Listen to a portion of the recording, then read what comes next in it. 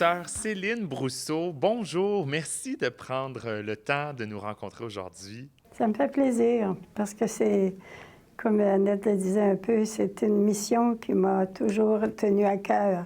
Vous faites partie de la congrégation des Sœurs de la Providence. La congrégation des Sœurs de la Providence est intimement liée à l'existence de Maison Plein Cœur. Pouvez-vous nous parler un tout petit peu euh, comment ça s'est produit, comment les Sœurs de la Providence ont fait en sorte de s'arrimer, je vais dire, avec Maison Plein Cœur pour venir en aide aux gens qui vivent avec le VIH?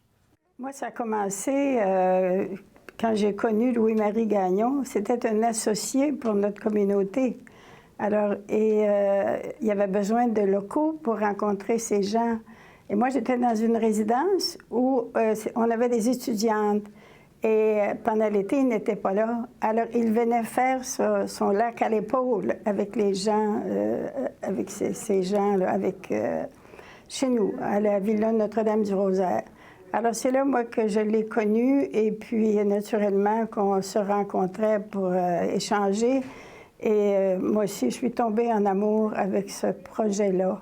Vous, en tant que sœur de la Providence, comment vous viviez avec le fait d'aider des gens qui, normalement, ou dans ce qu'on imagine, ne sont pas nécessairement des gens qui sont proches de l'Église ou proches de la religion? On pense, par exemple, aux hommes qui ont des relations sexuelles avec d'autres hommes, les consommateurs de drogue, les choses comme ça. Vous, qu'est-ce qui vous attirait à vouloir aider ces personnes-là? Je trouvais que c'était important que nous autres, on soit là, les Sœurs de la Providence. Et que, moi, je me dis, ces gens, ces personnes-là nous ont apporté, m'ont apporté plus que j'ai pu leur donner. J'imagine que vous avez dû avoir quand même des bâtons dans les roues, là. Ça n'a pas dû être nécessairement un, un chemin, un long fleuve tranquille de vouloir venir en aide aux personnes qui sont souvent, à des personnes qui sont souvent marginalisées, stigmatisées pour leur maladie, non? On en entendait parler, mais on a dit, ces gens-là ont besoin d'amour, ont besoin de compassion.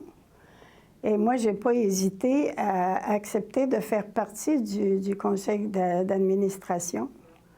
Même si je me disais, j'apporterais peut-être pas grand-chose, mais moi, je faisais prier mes sœurs, puis on en a accueilli quand même quelques-uns dans les résidences où j'étais pour échanger avec eux autres et puis les comprendre, puis les aimer.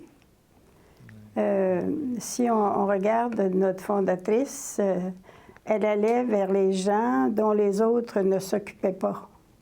Alors, les CDN, c'était pas... Même quand moi, je suis partie pour aller là, il y a des sœurs qui me disaient, « Qu'est-ce que tu vas faire là? » Je dis, c'est des enfants de Dieu.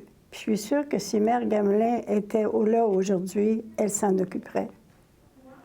Et moi, je trouve qu'ils ont besoin d'amour, ils ont besoin d'attention, ils ont besoin de nos prières aussi.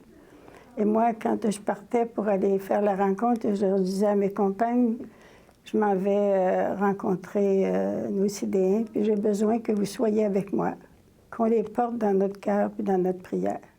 Je suis tellement, tellement contente de voir et d'apprendre, parce que je ne le savais pas, d'apprendre que les Sœurs de la Providence et des sœurs tout court sont venues en aide à Maison Plein Cœur. On dirait que ça dépasse l'entendement dans ma tête. Et franchement, je vous lève ma perruque, je vous, je vous le dis, c'est beau de voir ce message d'aimer les gens et de ne pas juger les gens. Ça devrait être un message universel et c'est un message que vous portez en tant que sœur. Et franchement, je vous dois toute mon admiration pour ça.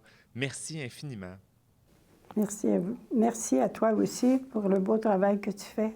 Je suis émerveillée. C'est providentiel que c'est toi qui sois venu aujourd'hui nous rencontrer. On va te porter dans notre cœur et notre prière. Merci beaucoup d'avoir été là avec nous. Je veux vraiment prendre le temps de remercier les Sœurs de la Providence pour tout ce qu'elles font pour les personnes qui vivent avec le VIH et vous remercier particulièrement pour le temps que vous nous avez accordé. Merci beaucoup. En plein cœur.